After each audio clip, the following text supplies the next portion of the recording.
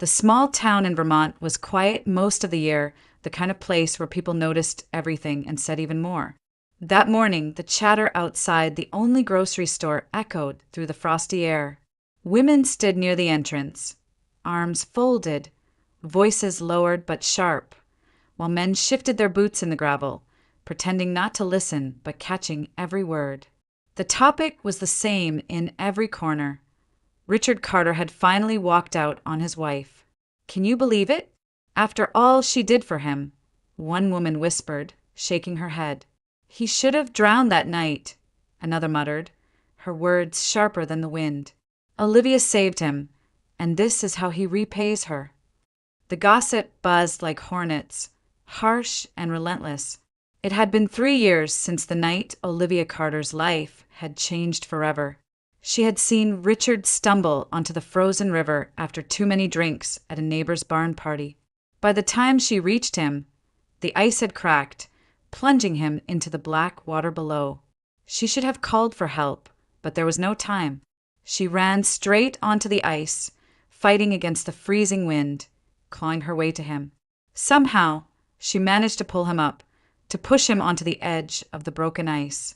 But in the process, a heavy slab gave way beneath her, pinning her lower back against the sharp edges. By the time neighbors rushed to help, it was too late. Olivia was alive, but her spine was injured, her strength stolen from her. At 33, she found herself living in a body that betrayed her. Some days, she could manage small movements around the house. Other days, especially when storms rolled across the Green Mountains, pain would force her back into bed, her eyes clouded with dizziness. At first, Richard had stayed. He brought her meals, checked on her, even sat by her bedside in silence. But it wasn't long before patience wore thin. Richard was only in his mid-30s, strong and restless. He began to disappear at night, claiming he needed space, that he couldn't watch her suffer. Whispers around town said he had company on the other side of the river, but Olivia tried to believe otherwise. Until the morning, he stopped pretending. That day, the house was cold, the stove untouched. Olivia lay propped against a pile of pillows, the light from the window casting pale shadows across her tired face. Richard stood in the middle of the room, shoving clothes into a worn duffel bag. His jaw was set, his eyes empty of anything resembling love. "Richard," she whispered, her voice trembling, "please, don't leave me like this. How am I supposed to manage?" He zipped the bag and turned to her, his voice cutting like glass. "I've done enough, Olivia. I sat here for years, watching you waste away. I can't live like I'm in a prison anymore. I'm a young man. I need a normal woman, someone who can walk beside me. Do you understand? Normal." The word hung in the air like a slap. Olivia pressed her lips together, refusing to give him the satisfaction of tears. Her hands gripped the blanket so tightly her knuckles turned white. "And what am I supposed to do?" she asked, her voice barely more than a whisper. "You'll figure it out. There are places for people like you. Nursing homes, assisted living. They'll take care of you, better than I can." He walked to the kitchen counter, pulled out his wallet, and tossed a few bills onto the table. They fluttered to the floor, pitiful scraps of green. "That's all I've got on me. Won't do much good anyway. You can't walk to the store." Her eyes burned, but she blinked rapidly, refusing to let the tears fall. She wouldn't break in front of him. Not now. Not when he was already halfway out the door. Richard slung the bag over his shoulder and paused at the threshold. For a moment, he looked back, but there was no regret in his eyes, only relief. "You should thank me, Olivia. Most men wouldn't have stayed as long as I did." The door slammed, and the silence that followed was heavier than the pain in her spine. Olivia closed her eyes, her chest rising and falling in shallow breaths. She had saved his life, and in return he had shattered hers. Alone in that small Vermont farmhouse, she clutched the blanket to her chest, forcing herself not to cry. Later, when no one could see, she would let the tears come. But for now, She sat in the silence, her heart breaking, and the world outside whispering about the woman Richard Carter had left behind. The farmhouse was wrapped in silence after Richard's departure, the kind of silence that felt alive, pressing, watching, echoing in the hollows of Olivia's chest. The lamp in the living room burned low, casting shadows along the wooden walls. She hadn't moved from her place on the couch, pillows stacked high behind her back. Every muscle ached, but the pain was nothing compared to the emptiness Richard had left behind. Sometime after nightfall, a sudden knock rattled the front door. Olivia flinched, her heart racing. No one ever came this late, not in their quiet town. The knock came again, steady and unhurried. "Hello," a man's voice called, rough but not threatening. Olivia hesitated, her fingers tightening around the edge of the blanket. Slowly, she shifted toward the door, her steps labored and stiff. She leaned against the wall, her breath shallow, and cracked the door open just enough to see. A stranger stood on the porch. His clothes were worn, his boots scuffed from miles of walking. He carried nothing but a small canvas bag slung over his shoulder. His face was rugged, lined from years that hadn't been kind, but his eyes, steady and searching, held no malice. "I don't mean to bother you," he said, raising his hands as if to show he carried no threat. I need a place to sleep for a night, or even the barn if you'd allow it. I can pay a little." He dug into his pocket and held out a few crumpled bills. Olivia stared, her heart pounding. Every instinct told her to send him away, to lock the door. But behind the fear was something else, a voice that whispered of the loneliness that had weighed on her for years. And something in his eyes, a flicker of honesty, stilled her hand. You're not from here," she said softly. He shook his head. "Name's Matthew Hayes. I just got out of prison a few weeks ago. Manslaughter, if you're wondering." His words landed heavy in the quiet, but he didn't look away. "It was a fight gone wrong. A man jumped us, me and my wife at the time. I hit too hard. By the time I got out, she'd moved on. Guess I don't blame her. I don't have family left. Just trying to start over somewhere nobody knows my name." Olivia's breath caught. Prison. It should have been enough to send him off the porch. But his tone was calm, without excuses, and his eyes didn't shift like a liar's would. "I don't usually let strangers in," she whispered. "I understand. I'll be gone by morning." He stepped back, already turning away, as if prepared for rejection. And yet, before she knew it, the words slipped from her lips. "Wait, there's a spare room. If you don't mind, it's plain." Matthew froze, then turned, almost disbelieving. "Are you sure?" She nodded faintly. "It doesn't matter anymore. Come in." Inside, he moved carefully, setting his bag down without a sound. He glanced around the modest kitchen, the old wood stove, the thin curtains. "You live alone?" Her throat tightened. "I do now." He didn't pry further. Instead, he rolled up his sleeves, washed his hands at the sink, and said, "If you've got anything in the fridge, I can make us something. Haven't cooked in a while, but I remember enough." Olivia blinked. Richard had never once offered to cook for her, not even when she'd been in the worst of her pain. And here was a stranger, a man with nothing, offering to make her dinner. She wanted to refuse, to insist she wasn't hungry, but her stomach betrayed her with a low ache. So she nodded. "There's bread, a few eggs, some vegetables." Within minutes, Matthew had the pan sizzling, the smell of onions and butter filling the small kitchen. Olivia watched from the couch, her eyes damp, her chest tightening with something she couldn't quite name. Gratitude, sadness, maybe hope. When he brought over 2 plates, he didn't just set hers down. He pulled a small cutting board from the counter, laid it across her lap like a tray, and gently placed the plate on top. "There," he said simply. "Easier this way." Her throat closed.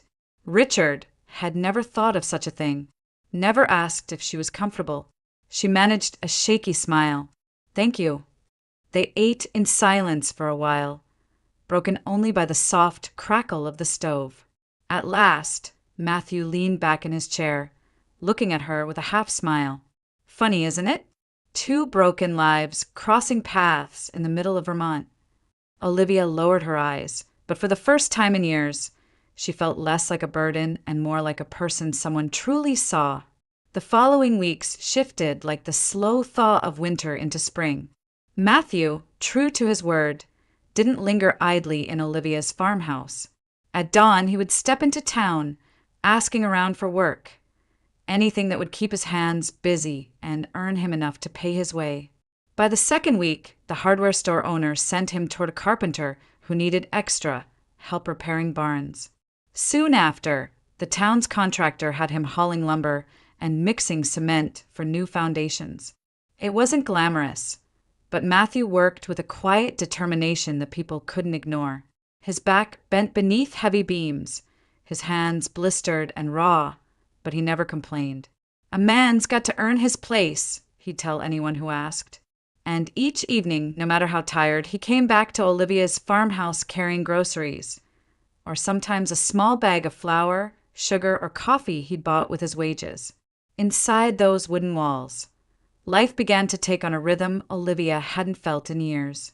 Matthew would start dinner while she peeled vegetables at the kitchen table, the 2 of them talking in easy fragments about the day. He insisted on sweeping the floors, chopping wood for the stove, and fixing the leaky faucet Richard had ignored for years. When Olivia protested, he only smiled. "You've done enough carrying the weight of someone who didn't deserve you. Let me handle the rest." At first, Olivia didn't know how to respond. Gratitude lodged in her throat like a stone, and yet she found herself laughing, really laughing, when Matthew cracked jokes about the stubborn chickens that chased him around a neighbor's yard or the old carpenter who swore at every crooked nail. The sound startled her. She hadn't heard her own laughter in so long that it felt foreign, but the more she laughed, the easier it came, like a muscle remembering how to work. Still, the town noticed, and in a small Vermont village, nothing stayed secret. At the general store, 2 women lingered near the checkout line, their voices just loud enough to carry. "She's letting that ex-con live under her roof, you know." "Dangerous, if you ask me," the other replied, narrowing her eyes. "Prison changes a man. She's a fool if she thinks he's staying out of trouble." Their words rippled across town like wind through leaves. Soon everyone had an opinion. Some whispered that Matthew was only biding his time, waiting to take advantage of a vulnerable woman. Others wondered if Olivia, lonely and broken, had lost her sense. On Sundays, when Olivia struggled to make her way to church, she felt the stares. Conversations hushed as she passed. Heads leaned close together. Even her old neighbor, Mrs. Hensley, stopped by one afternoon and said with a frown, "Honey, you don't know who he really is. Men like that, they don't change." Olivia listened quietly, her hands folded in her lap. She didn't argue. She simply nodded and thanked Mrs. Hensley for the concern. But when the door closed behind her neighbor, Olivia let out a long, steady breath. She knew what people thought. She knew their warnings came from a place of fear, and maybe even from love. But fear had already ruled her life long enough. With Richard, she had lived in fear of abandonment, of never being enough, of waiting for affection that never came. With Matthew, there was no fear. There was honesty even in his flaws. Late one evening, after Matthew had finished scrubbing the dishes, Olivia watched him quietly from her place on the couch. The lamplight softened the hard edges of his face, revealing not just the man who had spent years behind prison walls, but someone carrying a burden of regret and a hunger for redemption. "Why are you doing all this?" she asked suddenly. He turned, drying his hands on a rag. "Because I can. Because I should. Because for once, I'd like to put something good back into this world." Her chest tightened, and she swallowed against the emotion rising in her throat. Richard had never said anything close to that in all their years together. He had taken her sacrifices for granted, dismissing them as duties rather than gifts. Matthew, with his past scarred and his future uncertain, was showing her a kind of kindness she hadn't known existed. For the first time since the night on the river, Olivia let herself imagine that life could be different, not easier, not without struggle, but better. And that fragile thought, blooming quietly in her chest, was enough to make her smile long after Matthew had gone to bed. It was Matthew who finally broke the silence one night. They were sitting at the kitchen table, a plate of cornbread between them, when he looked at Olivia with that steady gaze of his. "You need to see a doctor again," he said simply. Olivia froze. "I've seen enough doctors to last a lifetime. They said the damage was done." "Maybe, but maybe not. Things change. Treatments change. You won't know unless you try." His voice wasn't pleading. It was firm, matter-of-fact, like a man laying bricks. Olivia wanted to argue, but something in his certainty left her no room. So, a week later, she found herself in Burlington, sitting in a rehab clinic with Matthew at her side. Dr. Raymond flipped through her old records, his brows knitting. "Mrs. Carter, you should have continued physical therapy immediately after your injury. The spine stiffens, muscles weaken. You've lost critical time." Olivia felt her stomach sink. She looked down at her hands, ashamed as if she'd failed. But the doctor's tone softened. "That doesn't mean it's impossible. It will be hard, harder than it would have been 3 years ago. Painful. But if you commit, if someone makes sure you stick with it, there is still a chance you can improve. Perhaps even walk without support." Her heart gave a painful twist. She wanted to believe him, but fear whispered louder. "And if I fail?" "Then at least you will know you tried," Dr. Lee said. Then he turned to Matthew. "She will need someone to push her, someone who won't let her quit." Matthew nodded without hesitation. "You can count on me." The following week, Matthew built what the doctor had sketched out, a rough rehab frame, welded together by a neighbor who owed him a favor, set up in the spare room. Wooden rails, bars for support, an imitation of the equipment Olivia should have used years ago. It looked brutal, almost like a torture device, and Olivia felt her chest tighten at the sight of it. "This is madness," she whispered. "This," Matthew said firmly, "is your chance." The first attempt nearly broke her. She gripped the bars, her arms trembling, as Matthew braced her waist. When she tried to straighten, a bolt of pain shot through her back, searing down her legs. She gasped and collapsed against the frame, her breath ragged. "I can't," she cried. "It hurts too much." Matthew steadied her, his voice low but unwavering. "Pain means your body's still alive, still fighting. Don't let it win." Day after day, the battle continued. Olivia's knuckles turned white against the bars. Sweat soaked through her clothes. Tears streaked her cheeks as pain clawed at her spine. Some days she screamed. Others she fell silent, retreating inside herself. Each time, she whispered the same words, "I can't. Not anymore." And each time Matthew was there. "Yes, you can. One more step. One more try. Look at me, Olivia. Don't you dare give up now." One evening, after hours of struggle, she collapsed onto the bed, her body trembling, her face wet with tears. "Why are you doing this to me?" she sobbed. "Why won't you let me quit?" Matthew knelt beside her, his voice breaking with the weight of his own scars. "Because I know what quitting costs. I quit once, on myself, on my marriage, on everything. It destroyed me. I won't let you make the same mistake. You deserve more than this pain, Olivia. You deserve to stand again, even if it's only for a single step." Her breath hitched, her hands covering her face. The room was thick with silence, broken only by her quiet sobs. Yet in that silence, a seed took root, a stubborn ember of defiance. The next morning, she rose with the dawn and walked to the rehab frame on her own. She gripped the rails, her jaw set. "One more step," she whispered, echoing his words. And though her body trembled, though the pain sliced through her, she lifted herself again. For the first time in years, Olivia Carter fought not just to survive, but to reclaim the life she thought she had lost. The days turned into weeks, the weeks into months, and slowly, something extraordinary began to happen inside that farmhouse. At first, it was just a flicker of change.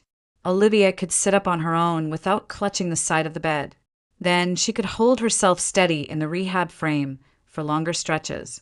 Matthew watched each small victory with the quiet pride of a man guarding a fragile flame. One morning, with sunlight pouring through the lace curtains, she managed to shift her weight and take a step, just one, before collapsing back into Matthew's arms. But that single step was enough. He laughed, a deep sound of triumph, and she, breathless and shocked, laughed with him. By the end of the summer, Olivia could shuffle from the couch to the table, holding onto the chair backs along the way. And one crisp autumn afternoon, she walked to the porch, unaided, and sat in the rocking chair her father had built. Neighbors passing on the road stopped, stunned as if they'd seen a ghost. "Is that Olivia Carter?" one of them whispered. "Walking," another answered, disbelief heavy in her voice. The gossip spread fast. Some shook their heads, saying it was temporary, that she'd fall back into her broken state soon enough. Others muttered that Matthew must be behind it, driving her too hard. But even those whispers carried a note of awe. Everyone had counted Olivia out. And yet here she was, defying them. Inside the house, life was different now. Matthew still carried groceries and chopped wood, but Olivia moved alongside him more and more. She stirred pots while he chopped vegetables, folded laundry while he stacked firewood. They laughed over small things, a loaf of bread that refused to rise, a hen that kept escaping its coop. Their conversations grew longer, their silences more comfortable. For Olivia, the change was more than physical. With Richard, silence had been heavy, laced with resentment and unmet longing. With Matthew, silence felt safe, like a shared blanket on a cold night. One evening, as the first snow fell across the fields, they sat by the fire. Matthew leaned forward, his elbows on his knees, staring at the flames. His voice was low, almost hesitant. "I need to tell you something," he said. "Sometimes I lie awake at night, afraid. Not of prison, not of the mistakes I made, but of you." Olivia turned to him, surprised. "Of me?" He nodded, his jaw tight. "Because I keep thinking, why would a woman like you want a man like me? I've been behind bars. My record will never be clean. What if one day you wake up and regret letting me into your life?" The fire crackled, filling the silence between them. Olivia studied his face, the lines carved by hardship, the eyes shadowed by regret, the hands scarred by work. And yet, beneath all of that, she saw kindness, loyalty, and a strength Richard had never possessed. She reached out, her fingers brushing against his. Her voice trembled, but it carried the weight of certainty. "Matthew, if you call me, I'll go with you. Wherever you ask me to go." He lifted his eyes to hers, searching, as if he couldn't believe she'd said it. For a moment, neither of them moved. Then he took her hand, holding it as though it were the most precious thing he had ever touched. The days that followed carried an air of quiet anticipation. Olivia moved with a new confidence, her steps steadier, her laughter brighter.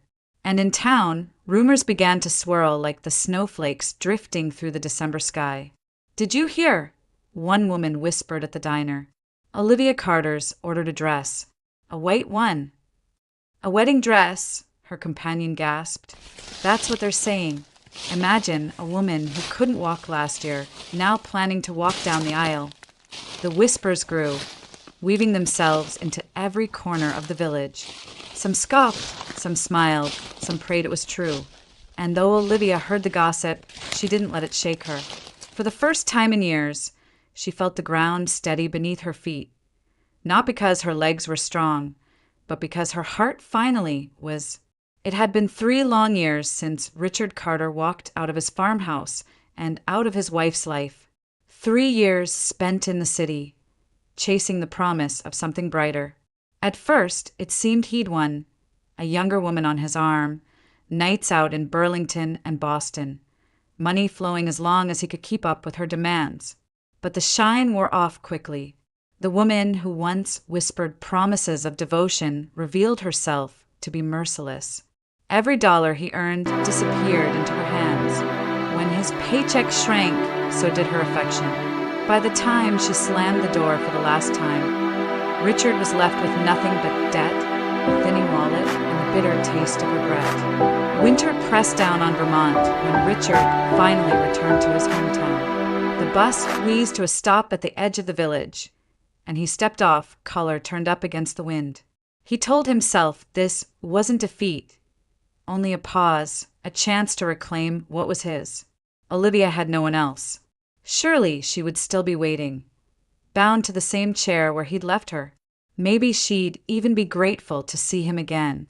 But as he trudged up the familiar dirt road toward the old farmhouse, a prickle of unease crawled up his spine. The place didn't look the same. The sagging porch, he remembered, was gone, replaced with sturdy new steps. The roof gleamed with fresh shingles. The fence had been mended and painted, neat and strong. Richard stopped in the road, blinking against the snowflakes. "How the hell?" he muttered. Had Olivia sold the house? Impossible. It had been her family's place for generations. Maybe a relative had taken over. Or maybe, he dared to hope, the town had rallied around her out of pity, keeping the house in shape until he came back. A greedy thought took hold. If she was still crippled, if she was still dependent, she couldn't have managed this alone, which meant she must have help. And if she had help, he could slide back into the picture, claim his share, maybe even the house itself. After all, wasn't he still her husband? Divorce papers had never been signed. Smirking at the thought, Richard pushed open the gate and stepped into the yard. His boots crunched over the snow, and he pictured Olivia inside, frail and lonely, desperate enough to take him back. But before he could knock, the door opened. Richard froze. There she was, Olivia Carter, framed by the golden lamplight spilling from the house. But she was not the broken woman he remembered. She was radiant, her auburn hair brushed back from her face, her cheeks touched with color. And most shocking of all, she stood tall on her own 2 feet, not a crutch or wheelchair in sight. Richard's mouth fell open. Olivia stepped out onto the porch, pulling a wool shawl around her shoulders. Her movements were steady, graceful, sure. When her eyes met his, there was no trace of desperation, no plea for him to stay. There was only calm recognition, as if she were looking at a stranger passing on the road. "Richard," she said evenly, her voice carrying through the cold air. He struggled to form words. You're walking." Her lips curved into the faintest smile, not warm, but strong. "Yes, I am." Richard's chest tightened, panic and disbelief wrestling inside him. This wasn't the reunion he had imagined. He had expected weakness, need, the opening for him to step back in and control the story.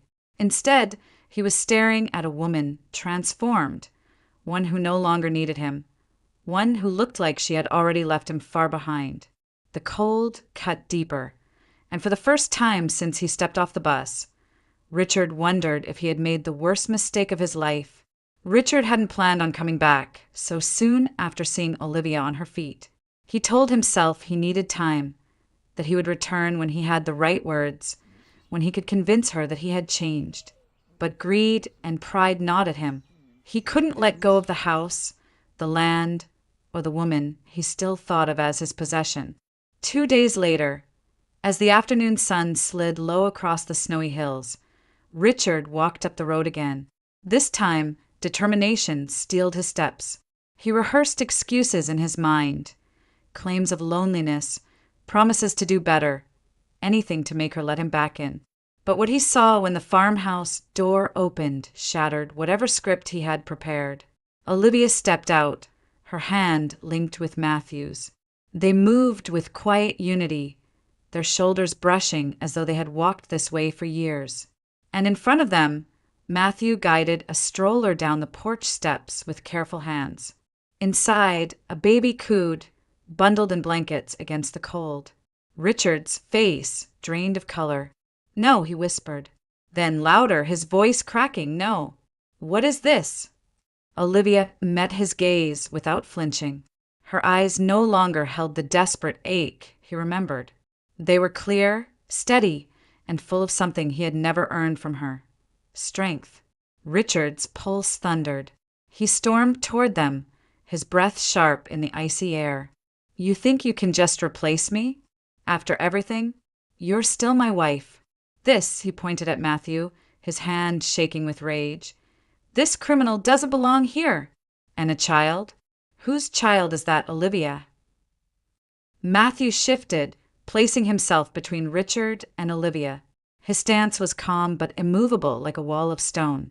His voice was steady, carrying the weight of a man who had already survived worse battles than this.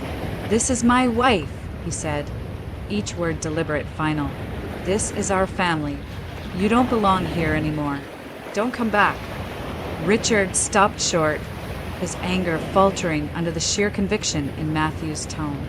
The words hit like a hammer, closing every door Richard had imagined he could still force open.